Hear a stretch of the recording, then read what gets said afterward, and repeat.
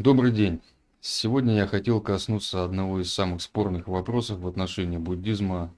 Допускается ли в буддизме насилие? В нашей жизни часто возникают ситуации, которые провоцируют наш гнев. Давайте разложим все по полочкам.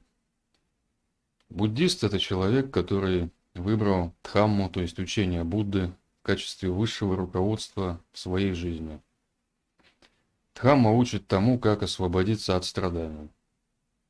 Путь освобождения заключается в развитии кусала, то есть благих качеств, и воздержании от акусала, то есть неблагих качеств. Если ты намерен до конца пройти этот путь, то лукавить на нем нельзя, надо соблюдать эти правила. А как мы знаем из Дхаммы, причинение вреда живым существам, даже насекомым, это акусала, то есть неблагое поведение. То есть в теории тут все просто. В рамках Дхаммы насилию места в принципе быть не может, поскольку это противоречит самой механике освобождения. Эта механика называется законом Каммы.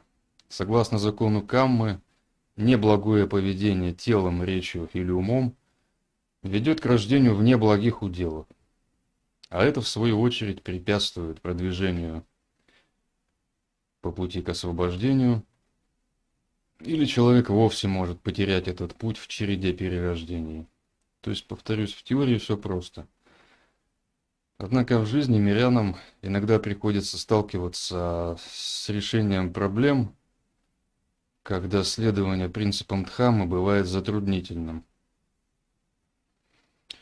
Поскольку Дхамма – это не предписание Всевышнего, а лишь закон природы, то она носит рекомендательный характер. И тут каждый решает сам, идти ему по пути к освобождению от страданий или по пути к страданиям.